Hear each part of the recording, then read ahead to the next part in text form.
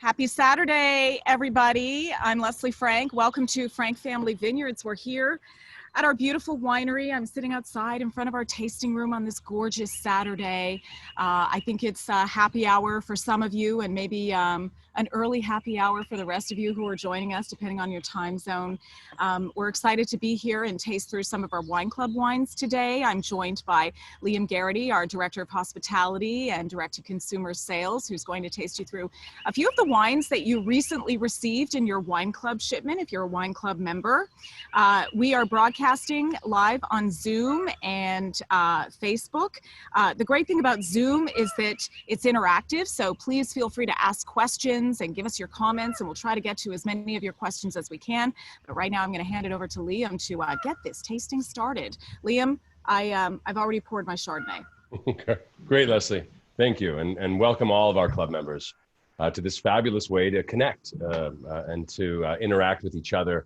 I'm sitting on the back deck, a place where hopefully many of you have spent time with us and our team here and enjoyed the camaraderie and the family of our winery and enjoyed our incredible wines. I wish you were here with me today, and in this way you can be.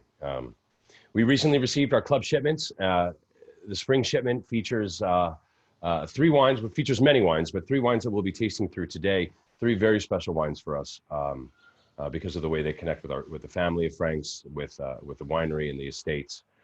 They'll be the 2018 vintage Lewis Vineyard Chardonnay, the 2018 vintage Lewis Vineyard Pinot Noir, and the 2017 vintage Riley Red Blend. For those of you who are new club members, this might be a wine that you are not familiar with because it's not a wine that we're able to taste in the tasting room. It's one of those club member exclusive wines that Todd Graff, our winemaker, and his team are able to make. And I really do believe that one of the greatest benefits of membership is the ability to enjoy these wines that are crafted on a very small scale because we're not making these wines to share with the general public. We're only making them for our club members.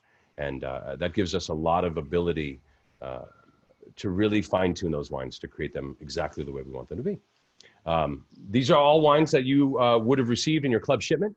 If they're wines that you didn't receive in your club shipment because your membership doesn't have these particular wines, for example, if you get reds only and you want some Chardonnay, or if you get Chardonnay only and you want some of these reds, you can always reach out to your wine club team, myself, Brian Catlett, or Carlos Garcia in the wine club department. We'll be happy to help you get some of these wines sent to you after this tasting.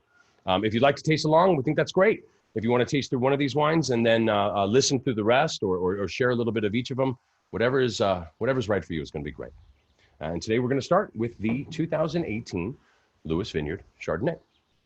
So Lewis Vineyard, the name of a property, an 80-acre parcel of land in the southernmost part of Napa Valley, the region of Napa referred to as Carneros. Carneros is the part of Napa Valley that essentially runs into a body of water that's called the San Pablo Bay. Now, no part of Napa touches the ocean, but the south end of Napa does touch water in that bay, the North Bay of San Francisco. And that's a really important thing to understand when you're talking about Chardonnay, because the grapes, Chardonnay and Pinot Noir, which we'll get to in a bit, these are grapes that prefer to grow in a maritime climate, a climate that's a little bit cooler, a climate that's affected by coastal breezes, a climate that features moisture in the air, a climate that may have a bit more direct sunlight obstruction from cloud coverage. And the ability of Carneros to deliver that type of climate for grape growing is really one of the things that makes Napa so special as a grape growing region, because within the 30-some miles of Napa Valley, you really have 2 distinct growing regions, the south end, ideal for Pinot and Chard, and then the central and northern side, more situated for Cabernet Sauvignon, Sauvignon Blanc, and Merlot, and Zinfandel. So the 2018 vintage Lewis Vineyard Chardonnay is 100% Chardonnay, 100% from that single vineyard, Lewis Vineyard, and it's aged in 100% new French oak barrels for a little bit shy of a year. And that time in wood really does a lot in terms of transforming the wine's aroma, the wine's flavor, and then the wine's mouthfeel. If you'd like to pour a little bit, go right ahead. Cheers. You're in the camera. One thing about Chardonnay that I like to stress, when you're going to enjoy a Chardonnay like Lewis Vineyard, a Chardonnay been aged in wood, a wine that's matured in an oak barrel. Time in oak does a couple of different things to the grape. It does a couple of different things to the wine. And those things are essentially, it lowers the overall acidity of the juice, makes the wine a little bit rounder, a little bit smoother across the palate.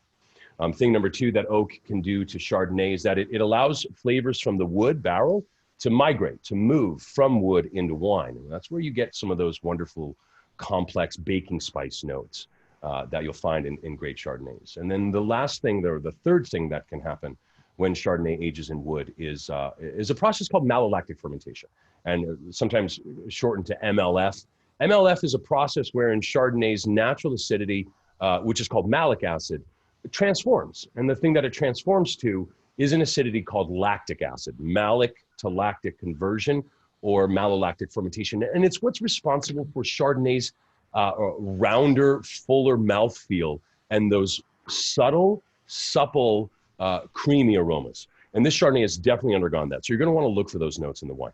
Another thing about barrel aging is that because it has reduced the acidity of the juice and made for a softer and more complex experience, this is the style of Chardonnay that can be enjoyed and shows more of its total character when it's enjoyed a little bit above a traditional refrigerator temperature. So for a bottle like this, I like to take it out and I like to open it up maybe a half hour or 45 minutes before I intend to drink it, which just lets the temperature come up a little bit and lets some of those wonderful oak notes come out and be a bit more expressive.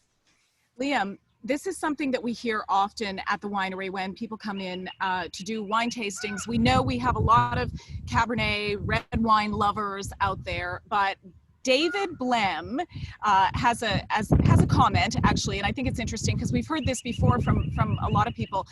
He says, we have the Pinot Noir, we have the Riley, but we're not huge Chardonnay fans, so we're drinking the 2014 Brut Rosé instead, which, by the way, David and Cindy, great choice, one of my favorites. But what do you say to people who say, oh, no, I'm not a Chardonnay person? What is it about this Chardonnay that we have converted a lot of people to become Chardonnay drinkers? And that's right, Leslie. We really have. Todd Graff's approach to Chardonnay, Frank family's approach to Chardonnay, not different, just we treat it like a wine, not like a varietal. We're not trying to make Chardonnay that's in line with the everyday drinking Chardonnay. We're treating the wine the way great wine should be treated, which includes the barrel aging, the barrel maturation, that commitment to 100% new French oak barrels. And by that, I mean, every time we make this wine with every vintage, every barrel used for the aging of the wine is a brand new barrel. It's never been used before. And essentially those new barrels, they contain a wealth of wonderful flavors.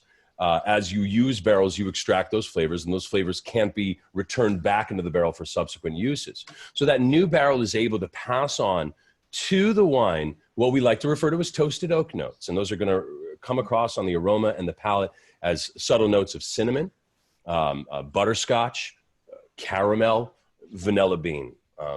Sometimes I like to talk about Chardonnay like a pie. So when you're making a really wonderful apple pie, you're not making a clove pie with apple. You're not making a cinnamon pie with apple. You're making an apple pie, and you're supporting that fruit flavor but with those spices that you choose to use in your crust. We know who the center is, and we know who surrounds that center.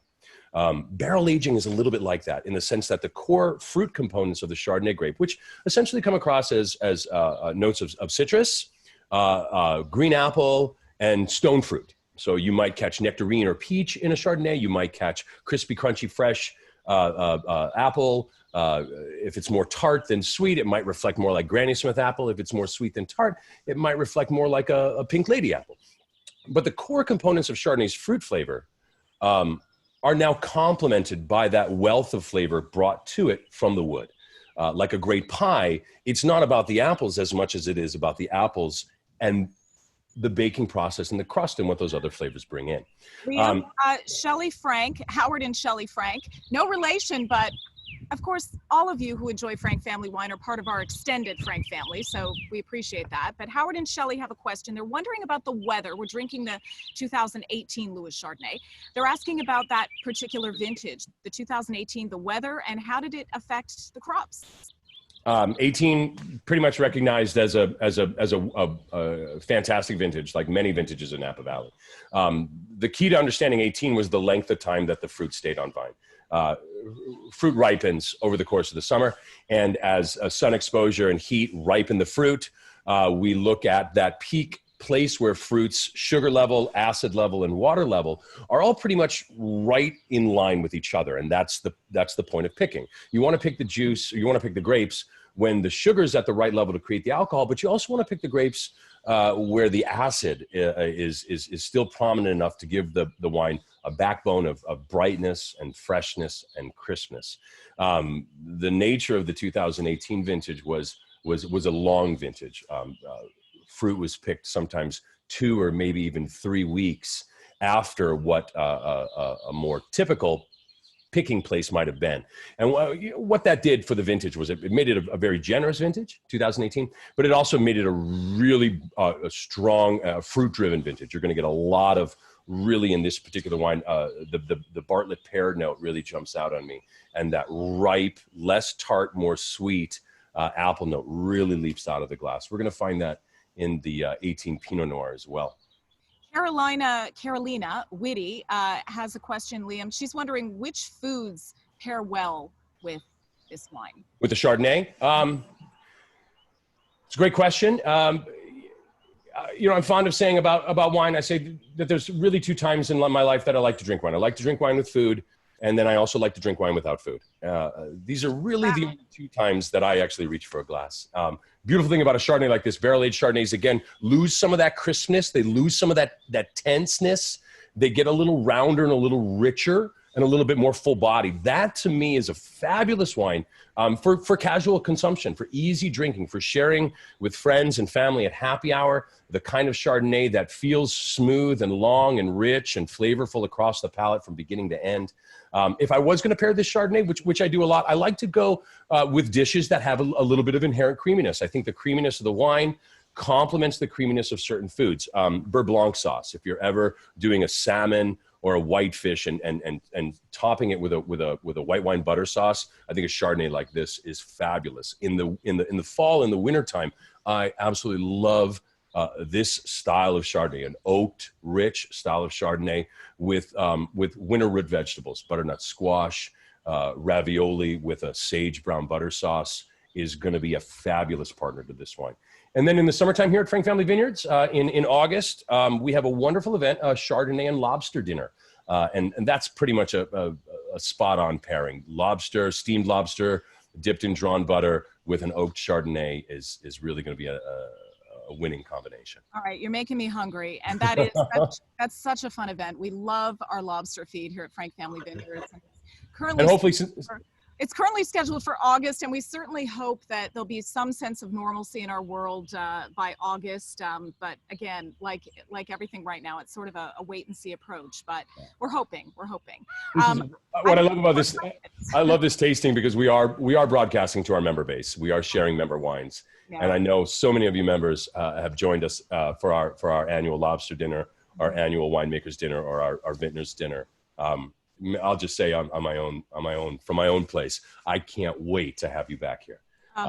It's been fun sharing wines with guests through our virtual platform, but we love having our family, our member family here with us, and are really looking forward to having you back. Yeah. And Rich and I feel the same way. You know, we make a habit of going into the tasting room on the days that we're here, which is pretty much most days, and it's just great to walk in and see our guests and our wine club members, and it's and we miss you. We miss all of you. And by the way, I miss our staff. I miss you, Liam. I know that you're like on the back porch and I'm in front of the tasting room, but we're trying to be responsible and practice social distancing and be safe but thank goodness for technology, because we have certain platforms that can bring us all together and we can share a glass of wine together. But I want to get to a couple more questions because we have a number of them. Okay, great. Okay, I want to go to Betsy Orton because she asked a really good question. She said, why is this Chardonnay so much bigger? Well, she says better. That's a matter of opinion, but bigger and better than our regular Chardonnay, which Betsy, you mean our Napa tier Chardonnay? And that's a great question. It's just two different styles that Todd Graff chooses in the winemaking process. And Liam, you can elaborate on that. Great. Yeah. So if you live in a place like Florida or Ohio or Texas or Wisconsin or Minnesota, pretty much anywhere in the country, you're familiar with the Chardonnay that we make here at the winery, the Chardonnay that we're able to make a little bit more of, and the Chardonnay that we're able to distribute to restaurants, high-end golf clubs and country clubs, good grocery stores, and good wine and cheese shops. Our classic brand and our classic line essentially live in the same artistic place. They live in the same philosophical place as our estate tier wines. With our estate tier wines, though, we're able to take that artistic vision and just go further in it. The Lewis Chardonnay is aged in, again, 100% new French oak, and the time in the barrel is a little bit shy of a year. It's usually around 10 to 11 months.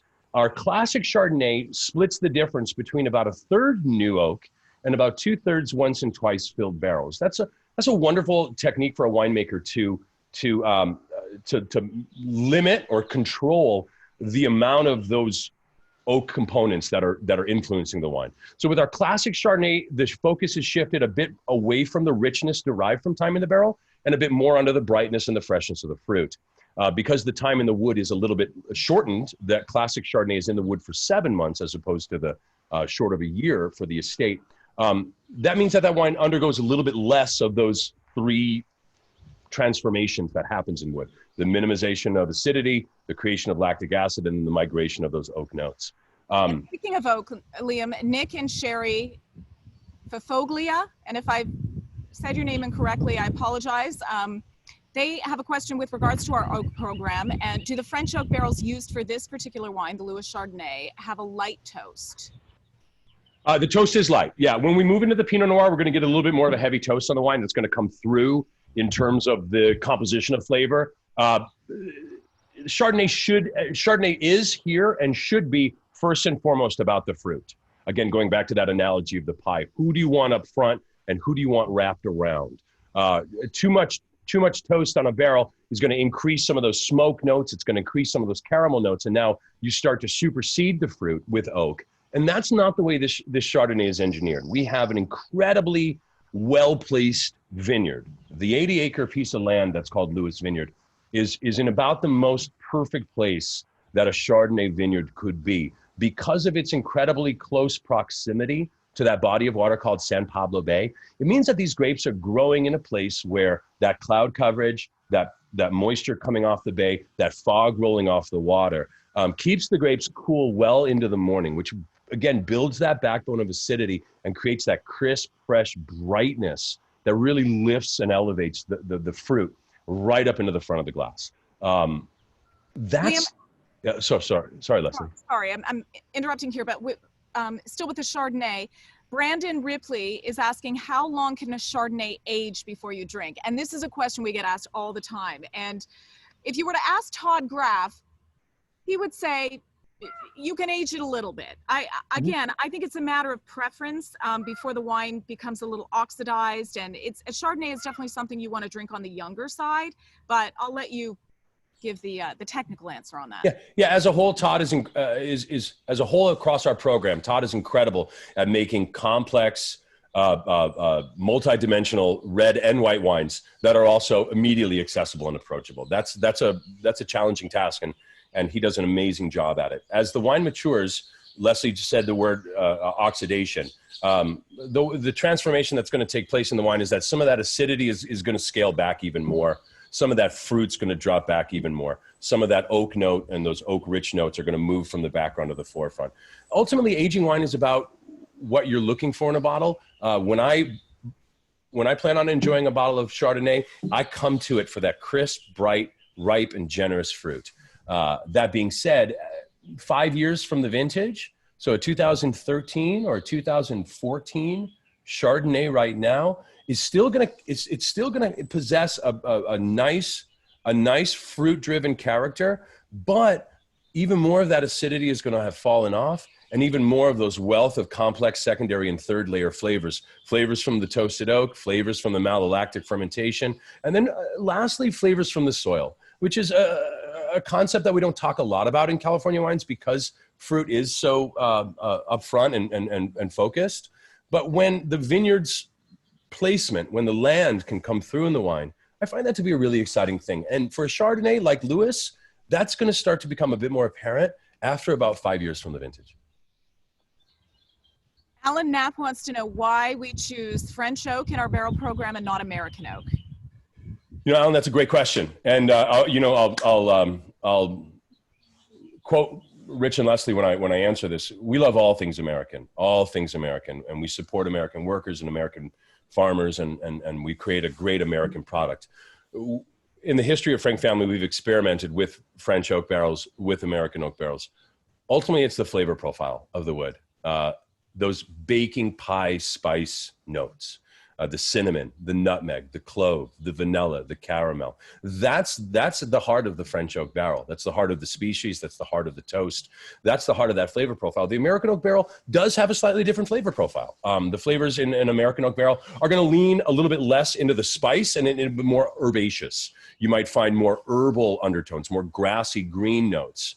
You might find more vanilla, more almond, more coconut, more cardamom or dill notes. So there's a different flavor profile between the species of Rhocus, which is kind of the overall name for the white oak tree. They are different species. They are grown in different places. American oak is doing an incredible job, and American oak cooperages are making incredible products, but the flavor profile is just different. So, you know, people have asked me, well, Liam, how come they're not planting the French white oak tree on American soil and making that style?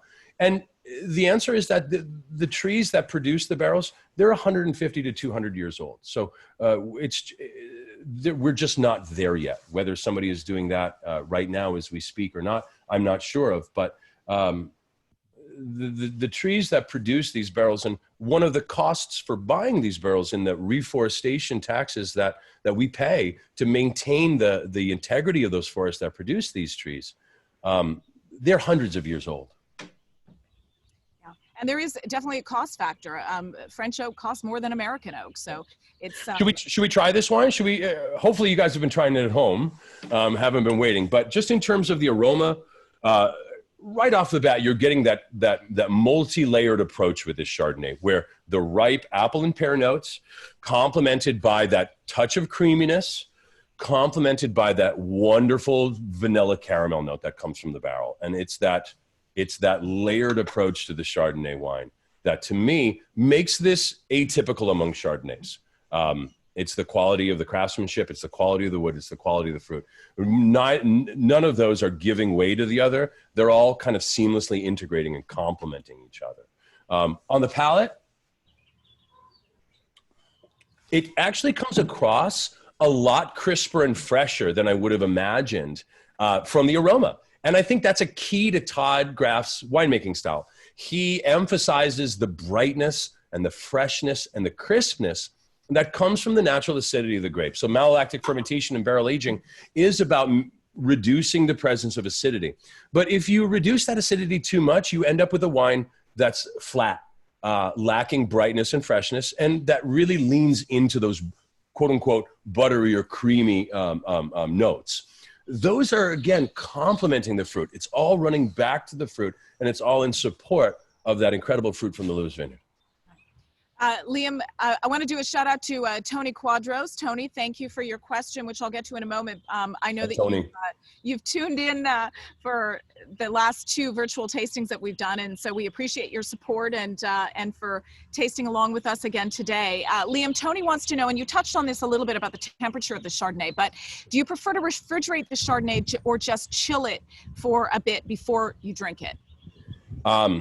Hi, Tony. Great to hear from you. And Tony has been a supporter and a fan of Frank Family Vineyards for going on 2 decades. So it's great to have you here with us. I store all my wines in the same Eurocave, a wine fridge. I set the wine fridge at 58. The whites, the reds, they're all stored at the same temperature. If there's a Sauvignon Blanc in there, I might pull it out and refrigerate it for a few hours prior to drinking it. If it's a Chardonnay, I'm partial to drinking this wine at the same temperature as the others. Now that's me, and that's what I like. The beautiful thing about wine is that the only person who has to like it is you. And you're the only one who has to decide how you like it. When the Chardonnay is at a closer to room temperature, some of those wonderful oak-driven notes really have the opportunity to come out to play. When the wine is at a chilled place, some of those complex notes get a little suppressed, but what you get is the spotlight shifts, okay? So the spotlight shifts. It moves from showcasing all three of those wonderful notes, the fruit, the wood, and the malolactic. And it kind of tightens up on the fruit, and you get a much more emphasized malic note: apple, stone fruit, pear. Dylan Shaver, thank you, Dylan and Christina Shaver in Reno, who are watching today. They're asking, how is your team holding up through all of this? And we miss seeing everyone, and that just means the world to us. We're holding up, and we're here, and we're trying to be here for you.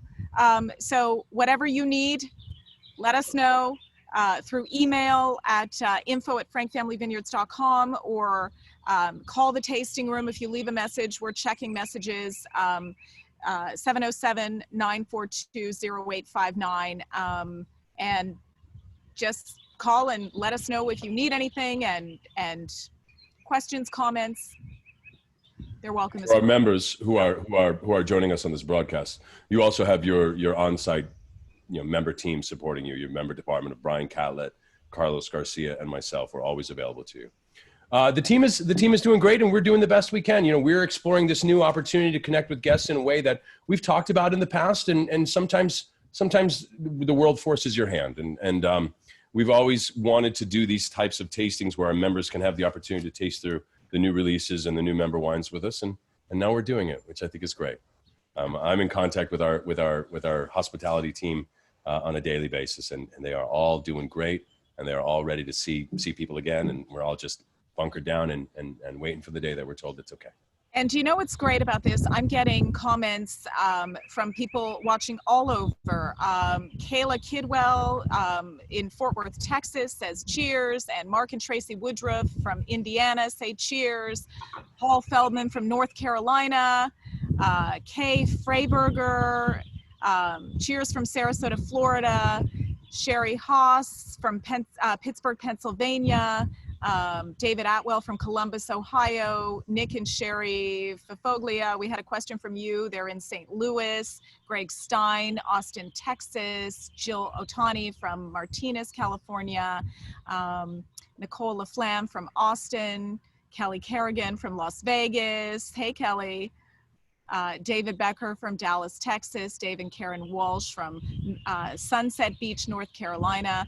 I mean, it's just great. Jeff Wilson from Santa Barbara. Gail Kane from Arizona. Linda Houston from Seattle. I mean, we have people from all over who are watching, and if I didn't get to your name, I could probably take up the rest of the hour just reading names. But I think, Liam, you might want to move on to the Pinot now.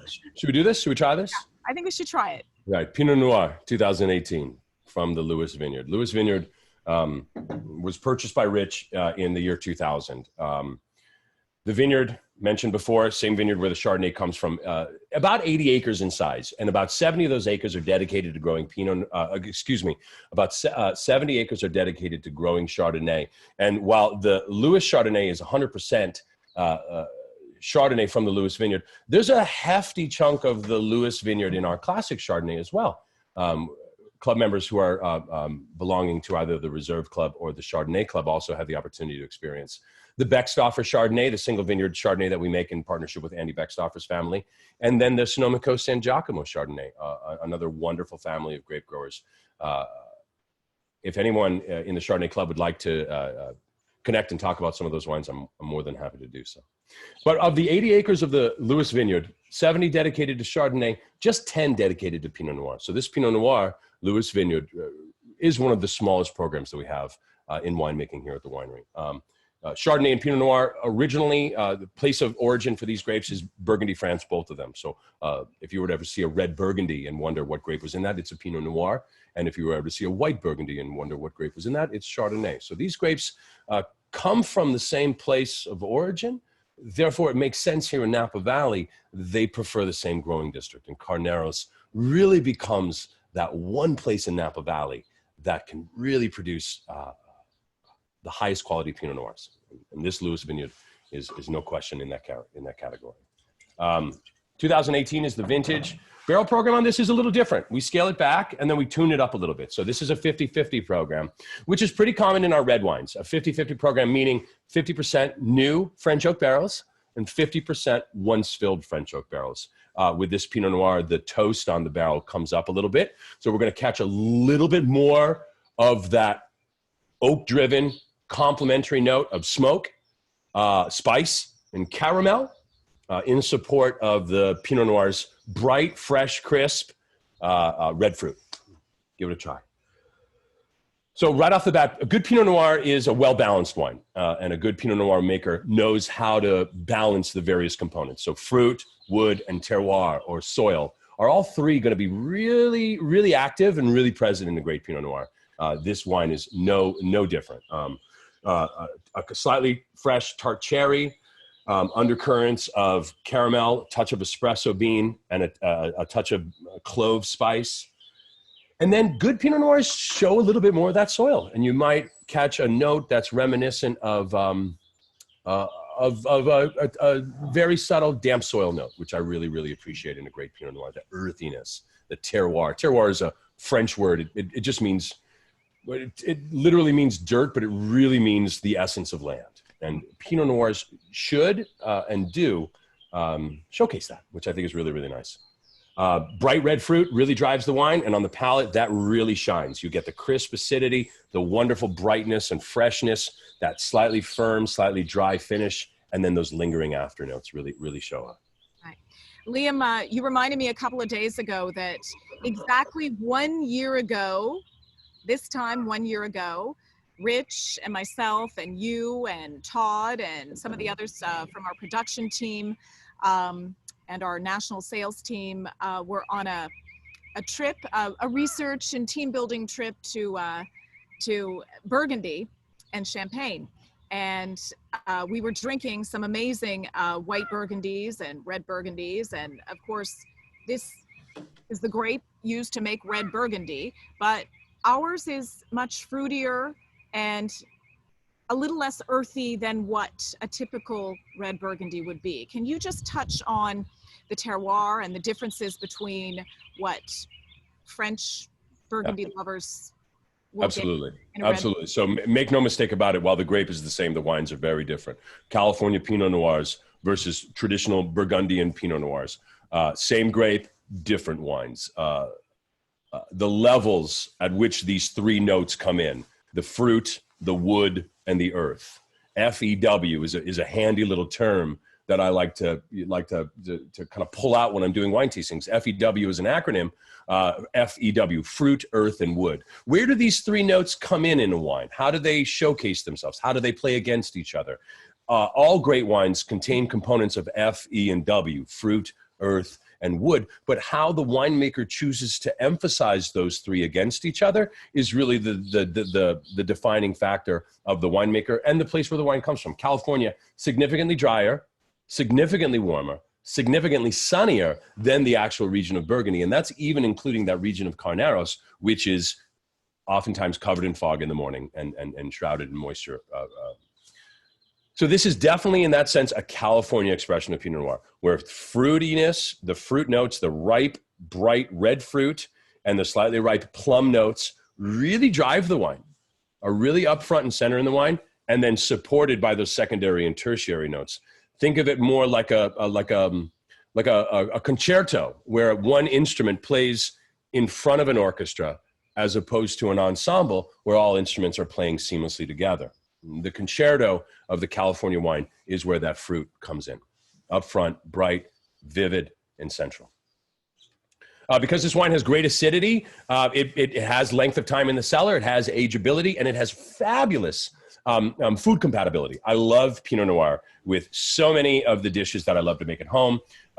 Classic pairing for a good Pinot Noir is a Boeuf Bourguignon or beef of Burgundy, slow cooked, fall off the bone, tender beef, stews, slow cooked dishes, pot roast, short ribs with polenta. A good Pinot Noir is a fabulous wine to pair with hearty stews and dishes, but it's also a wonderful wine to drink in the summertime. And that's why we're going to talk a little bit about this when we get to the Riley. But you'll see in your membership program that we emphasize the Cabs, the Petite Syrahs, and the Zins in the fall. And in the springtime, we get to emphasize the Chardonnay, the Pinot, and the Riley. That's with design, and that's with intent. These are wonderful wines that pair really well with alfresco dining, with lighter dishes, with barbecue, with things cooked outside on the grill, with a little smoke on it. That hint of smoke complementing the Pinot Noir is going to work really, really well with the mesquite barbecue that you're making. And as you slow cook those ribs in the smoker, and they get so soft and tender, the Pinot Noir is going to be a wonderful accompaniment to that. Liam, I want to talk about vintage for a moment. We're tasting the 2018, a new release. That's right. Pinot Noir. Jill Otani has a question. She said they're drinking the 2016, which I love that one, Jill. I love that, the 16 vintage. Anything 16, I'm a big fan of. We opened that one instead because they didn't have the 18. Are you able to describe the differences between the 2016 and the 2018? Yeah, it's been a couple of years since I've had the 16, but I remember it to be pretty much in line with our house style. Todd Graff and his team, our consistency is so important to them. And when we see a Frank family wine, more so than vintage, I think just seeing that name on the bottle just instills in us the confidence that the wine is going to be made of the highest quality. What I would imagine is that in a 16, given the opportunity to have those couple of years in the cellar, you're just going to see a little bit of reduction on that freshness, on that brightness, just a little bit of stepping back of the acidity. But I think all in all, that wine should drink pretty much in line with what we're experiencing in the 18, just maybe a little bit more developed, maybe a little bit more prolonged in terms of where those notes are coming in and how apparent they are. When we talk about aging Chardonnay versus aging red wines do have the opportunity to transform in the cellar. And one of the major differences between a white and a red has to do with the presence of or absence of tannins. So tannins are present in this Pinot Noir. Tannins are going to be present in all of our red wines. Tannins are going to support that wine's transformation, and then tannins are going to soften up as that wine matures. So if this wine comes across the palate in the 18, feeling a little firm and dry, that's due to the presence of tannins. That's going to be a wonderful component to offset the richness of some of the foods that we love.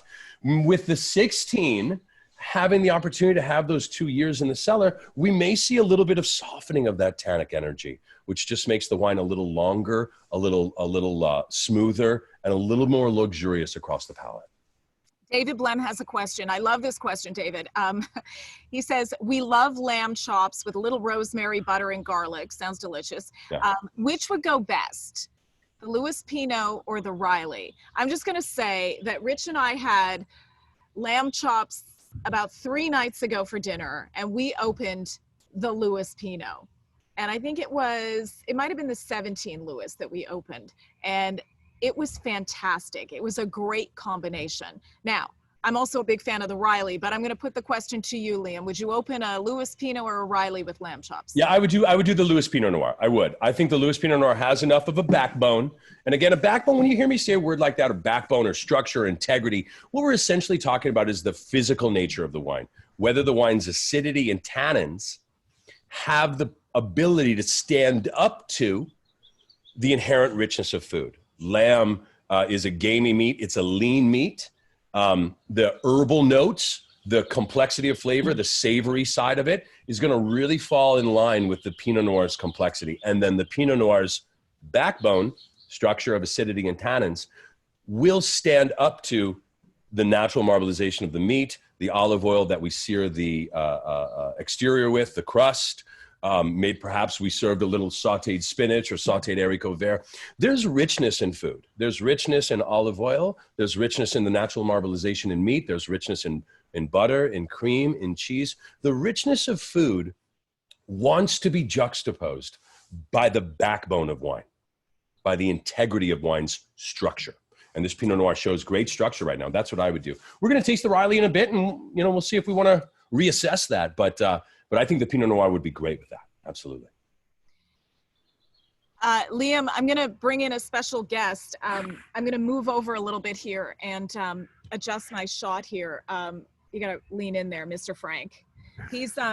He's practicing social distancing, not with me because that would be spousal distancing. I'm sure there may be some of that going on too, or maybe in a few months that'll be the new term, right? But I'm making sure that he's safe, wearing his mask out and wearing his gloves out. And it's the first time she's let me out of the house in 6 weeks. He calls me the warden. Yes. So. Good-looking warden, but a warden just the same. But you've got a glass of wine here. Well, so thank you. I'm not depriving you of wine. Glad I'm just not letting you go out in public. That's all. Great to see you, Rich. Thank you for joining us today. On our virtual nice tasting. to see you in the backyard there. Yes, you've seen me here before. Okay. What a treat to have Rich and Leslie here joining us today. I'll do this another time. Okay. This is a question we get asked a lot, and it's kind of like saying, who's your favorite child, right? Bob and Michelle Brazil, they're drinking the 2015 Carneros Pinot Noir because they say their daughter grabbed the 2018. That's kind of funny. The Damaris family wants to know, what is your personal favorite Frank family wine? The Patriarch, the Riley, what is it? And I'm kind of like all of the above. I think that's something, it really depends on, you moved out of the shot. It's your event. It's not my event. It's our event. That's a Sophie's Choice question. It's a Frank family. But I will say it's kind of like, it depends on the day and it depends on the time of day. And Liam, jump in here if you have something to add. But I think that it's again, and back to the question about food. What are you having for dinner? Well, I'm going to have a wine that probably pairs well with that meal. Yeah. So really, it's about the time. It's about the occasion. I think it's the most about what you're eating. If you're just going to be nibbling and drinking or socializing, then you'll gravitate to what you're most comfortable with. But if you're eating, I think that's where you really want to, when you want to really make choices. Like if we're barbecuing, there's no question I go for the Zinfandel. I just love Zinfandel with anything that hits a grill. And it could be anything from ribs or chicken to a great salmon steak, but Zinfandel just jumps out at. If we're going with a big steak or something like that, it's a cab of some type. And like Leslie said, we had the Pinot the other night with lamb, was fantastic. Right. So it depends. And that's the beauty. If all wine were the same, life would be really boring. There'd be one giant winery in the middle of Napa that would look probably like Oz, and people would roll up and get a case and be bored after no time. So that's the beauty of trying different varietals, different vintages, and you keep on trying. And every year, the beauty is Mother Nature brings us a whole other set of the same name varietals every year, and they're different, as you can talk about. I've listened to you speaking about here, the difference between a 16 or a 17 or an 18. They may be called the same on the label, but that's why we put the year on it. Mm-hmm. It makes a difference. So you said that wine should be drunk with food, but at 4 o'clock and I'm sheltered in place and I pull out the Carneros Chardonnay and I'm drinking it without food, is that a problem? Absolutely not. The problem so far. It's no Sophie's Choice for me. My favorite wine that we make here at Frank Family Vineyards is the Lewis Vineyard Chardonnay. This wine I love it. To me in ways that really no other wine has. I came to the winery. I came to Frank Family Vineyards a bit of a snob, I would say, in terms of what I enjoyed and what I did it. But Todd's ability with Chardonnay, Todd's mastery of that varietal, in line with what the Frank family aesthetic for wine is, I think has created just the best Chardonnay. Right. And Liam, we do want to mention that, these wines these are the current vintages. That's right. Those of you who are wine club members, and I think those people watching today are wine club members, many of you received these wines in your recent shipment. For those of you who didn't, many of you know Liam and you know how to reach us. So reach out. They're all accessible right now. Our strategy in club membership is to send you wines of a broad spectrum that all live within the same wheelhouse of that artistic vision. Give you an opportunity to try the Riley, to try the Pinot, to try the Chardonnay, maybe to try one of our single vineyard grower Chardonnays like the San Giacomo and Beckstoffer. And the problem with one bottle is that when you drink it, it's gone. We don't ship a lot in our membership. We go in March and October, but we do extend that member pricing that you receive as a member to any purchases that you make. So if there's something that you had today that you say, wow, I do love that and I do want 3 more, give us a call. Let us know. We'll have it to your house in a week. Liam, I'm going to leave now, but I know You are? last night because I have to step off the screen here. Nobody's pressure. You own the joint. You can be here. Last night you did your first few personal One-on-one. one-on-ones. A, how did that go? Because we haven't spoken about it. And B, why don't you tell everybody about it? It was great. You know, we've launched a new program of connectivity here at the winery. You know, ultimately our job here at the winery is to share our passion for winemaking with the guests who can come visit us. And in that capacity, we're not able to do that right now. Our guests can't come visit us. So we're turning it around and we're coming to you.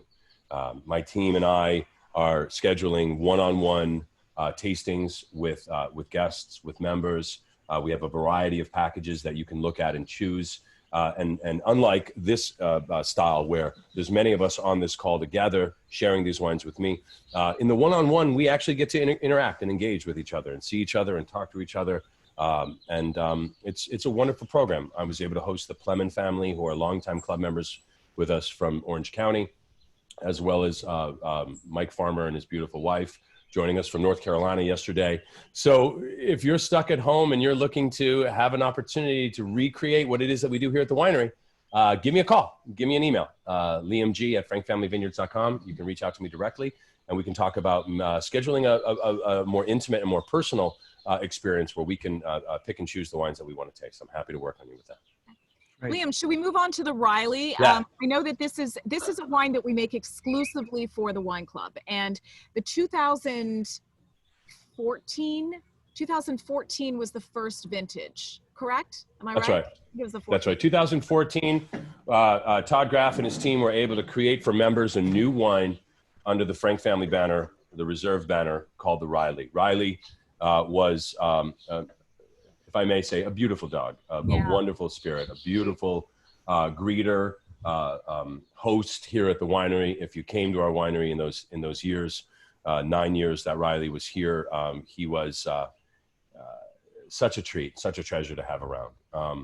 Riley was our black and tan German Shepherd, and yeah, he was a sweet dog. He had major separation anxiety. He was really like Rich's shadow. If Rich walked out of the room, Riley would follow him. And if Rich was leaving the house and Riley wasn't going, Riley would throw a fit. But he was here at the winery. He was such a sweet dog and super friendly and loved to, wander the property and just greet people. And sadly, we lost him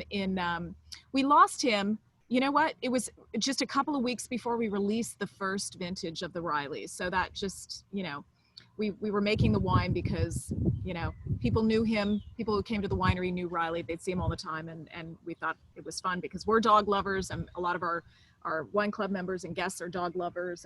And so anyway, Riley lives on, his legacy lives on in this amazing wine. But this is a big fan favorite. And Liam, please talk about the wine. But I also want you to mention, that Lisa Whittington is asking if we have any Riley available to ship because she received 1 bottle in her shipment, but she would love more. And Yeah, Lisa, of course. I agree, 1 bottle doesn't go far enough. That's not enough. One bottle of Riley is not enough. When we make these club member exclusive wines, we're going to make enough for our member base to enjoy in their shipment. But then we're also a little covetous and we keep a little bit behind and we have more of these wines, the member wines. That's, again, going to be the San Giacomo Chardonnay, the Beckstoffer Chardonnay, the Riley in the fall shipment, if you're fall members, or if you have wines from last fall, the Mount Veeder Cabernet and the Calistoga Cabernet. These are wines that Todd's able to craft on the smallest possible scale. We're talking about 400 to 500 cases annually. That breaks down to about 8 barrels worth of wine. Very small production on these wines because we're not making them again not for the general public in consumption, but not even for guests coming to our winery. These are exclusive to club members. There's another wine at Frank Family that you may have heard of. It's called the Winston Hill. Also a wine named in honor of a beloved pet, Winston the dog. Winston and Riley are essentially yin-yang wines. The vineyard Winston Hill is a Cabernet field. From the Cabernet field, we grow, in addition, a small amount of Merlot, a small amount of Cabernet Franc, and a small amount of Petit Verdot. Now, Cabernet Sauvignon, as a wine, is traditionally complemented by the presence of one, two, or maybe all three of these grapes, Merlot, Cab Franc, and Petit Verdot. And then conversely, Merlot as a grape is oftentimes complemented by the presence of Cabernet Sauvignon, Cabernet Franc, and Petit Verdot. So whereas Winston Hill is a Cabernet complemented by those three Bordeaux grapes, Riley is a Merlot complemented. So a Merlot-based Bordeaux-style red wine complemented by Cabernet Sauvignon, Cabernet Franc, and Petit Verdot. And each one of these grapes brings something to the blend in coordination with what the Merlot base is. Merlot, I think, is a wonderful, wonderful grape, a fabulous drinking wine, a wonderful partner to Cabernet Sauvignon. They essentially complement each other. When Cabernet is getting too heavy, too dark, too tense, too firm, too dry, a little bit of Merlot comes in to bring out brevity and brightness and fruit. Cabernet Franc works in a similar way when Cabernet Sauvignon is getting a bit too bright, a bit too light, a bit too fruit-driven. A good plug of Cab Franc will reinstill a component of floral, herbal, dark chocolate, espresso, some earthy notes. So these three grapes, Merlot, Cab Franc, and Cabernet Sauvignon, really were engineered to work in conjunction with each other. Let's give this Riley a try. Right off the bat, aroma-wise, there's a lot more ripe plum, vanilla, granite, or graphite, some terroir. And that's, again, coming back to the FEW, the fruit, the earth, and the wood. From the grape itself, we're getting cherry, black fruit, and ripe plum. From the barrel, we're getting that toasted oak note, that spice, that vanilla, and that caramel undertone. And then from the terroir, we're getting a little bit of granite and graphite, some minerality, some wonderful minerality notes. This is a wine made from usually, and again, these blends change vintage to vintage because Todd and his team are able to really craft this wine down. Cabernet Sauvignon to the tune of about Merlot to the tune of about 50 to 60%, with Cabernet Sauvignon, Cab Franc, and Petit Verdot comprising the remaining 40%. Magnum was getting a little jealous hearing. Yeah, Magnum says, "Where's my wine?" So this is Magnum, and he's our current German Shepherd rescue, and he's enjoying a treat right now. So we thought we'd bring him up to say hello. Say hello. And he's really not interested. He's only interested in treats. And he's waiting for his own wine. And he's, a Magnum and a Magnum. I'm not sure what we do with that, but anyway, he's just. Goodbye. But this is a beautiful wine, and this vintage is drinking beautifully. This is a beautiful wine, and annually with the spring release and the Riley wine, we're selling out of this wine so quickly in our reserve that we keep aside for club members. This is the quintessential red wine for summertime. Not as firm, not as dark, not as dry as a Cabernet, not in need of any aging in the cellar before it reaches its peakness. This wine is generous, bright, vibrant, energetic, fruit-driven, yet well complemented. Again, driven by fruit, but well complemented by those secondary and third layer notes and flavors. That's really key to Todd's style and to the Frank family style. We don't want to make wines that are one-dimensional, yet we want to make wines where fruit leads the way. Fruit can lead the way, but also be well supported by that ensemble cast behind it. This is a great example of that. In terms of, sorry, Leslie.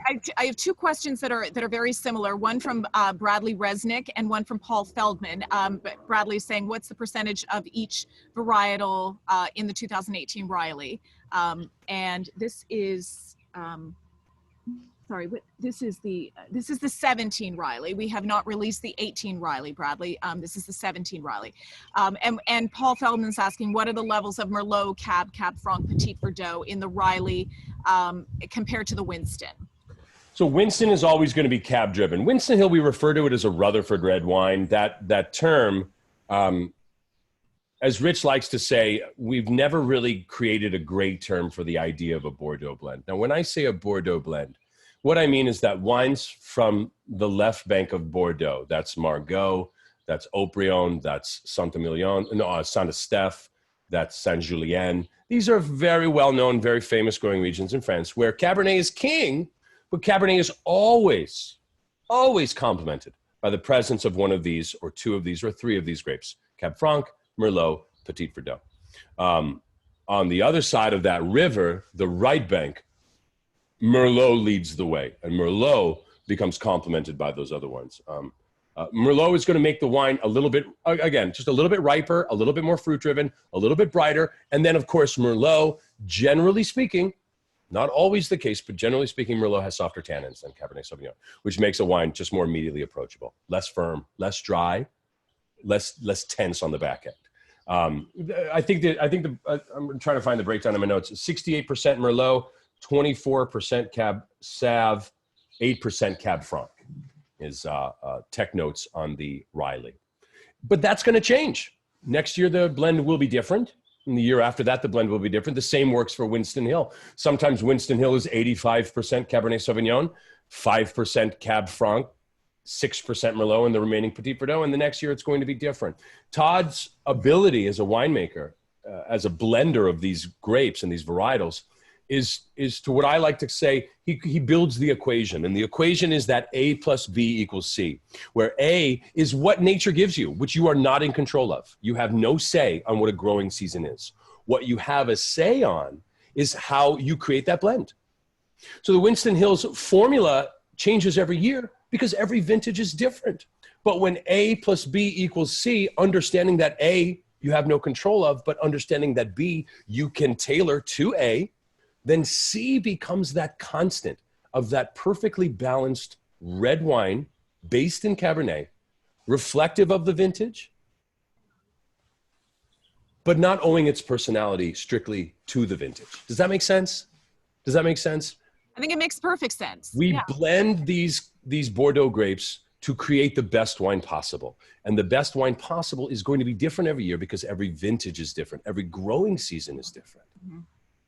Therefore, I guess you could say every time we make the wine, it's the best wine possible of that vintage because we give ourselves ultimate freedom in that blend. It might be 60% Merlot in the Riley. Next year, it might be 70%. We'll see. Todd knows what to do. And Todd does know what to do. And I think that, you know, we often sing the praises of the winemaker, but rightfully so, because not only is Todd a great guy, but he's a phenomenal winemaker. And for so many reasons, the fact that he can make so many varietals across the board.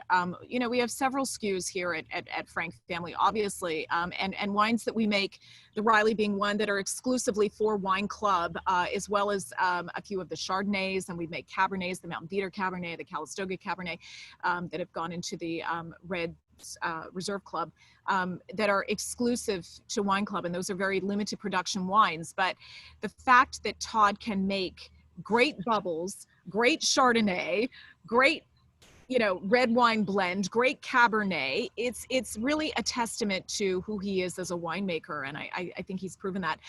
We do have a poll that I would like to get to, if that's okay. Okay, I'm launching the poll. Not only do I get to moderate, I get to be the technical person here. All right, a few questions for the folks at home who are still watching. Have you joined us for a virtual tasting before?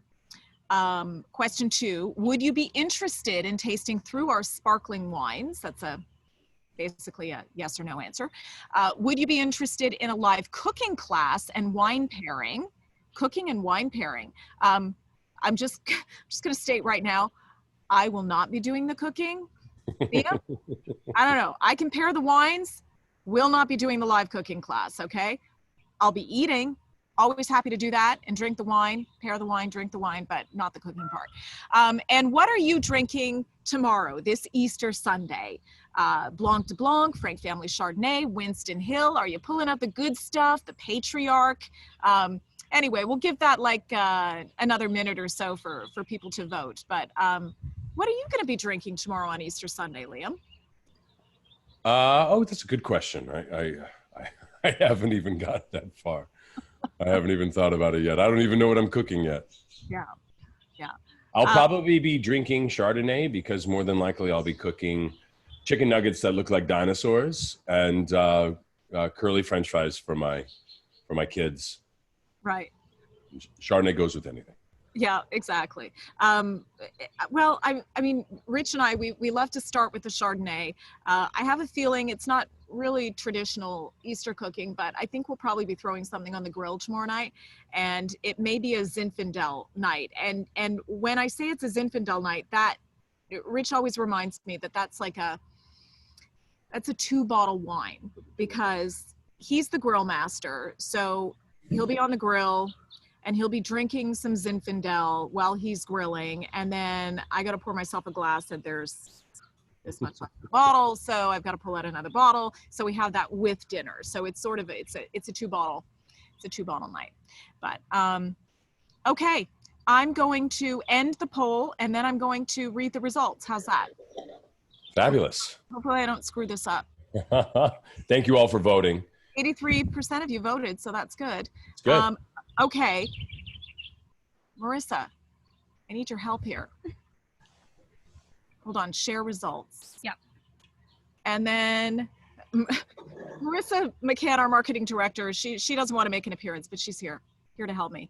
Yep.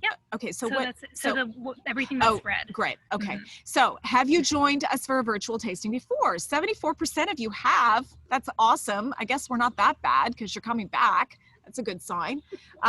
Number 2, would you be interested in tasting through our sparkling wines? 72% of you say, yes, I've been waiting for this. All right. We need to schedule a sparkling wine virtual tasting. We need to do that. We'll do that in the next couple weeks. Would you be interested in a live cooking class and wine pairing?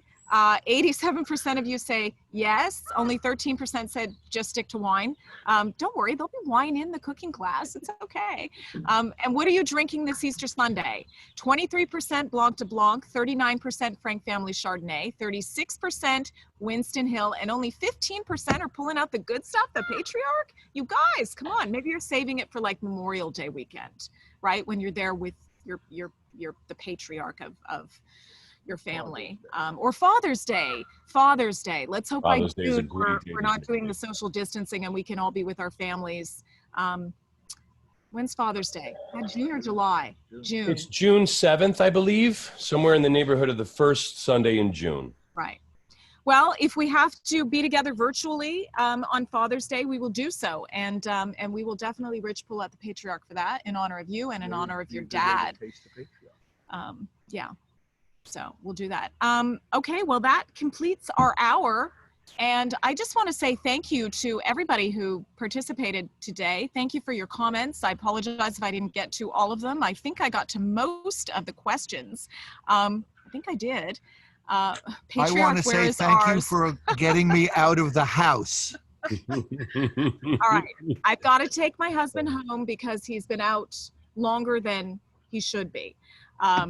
Anyway, I just want to thank you, Liam, for being here today and for walking us through these 3 amazing wines. And again, thanks to our wine club members for your loyalty, your support. And everybody stay safe out there. We'll be doing more of these and you'll be getting notifications in your email. So be sure to check your emails and let us know. And if you want a private one-on-one tasting with Liam or another wine educator here at Frank Family, because we have the most amazing team in Napa Valley, if I do say so myself, those are available. And again, email us at info@frankfamily.com. Call us at the tasting room. We'll get back to you if you leave a message, 707-942-0859, and or email Liam directly. He's okay. He'll give out his email. I'm here, guys, and I'd love to see you. And I'd love to have the opportunity to do this again. Okay, and we will. All right. Thank you so much, everyone. Take care. Cheers. Happy Saturday. Happy Easter. Be safe. Cheers. Be safe.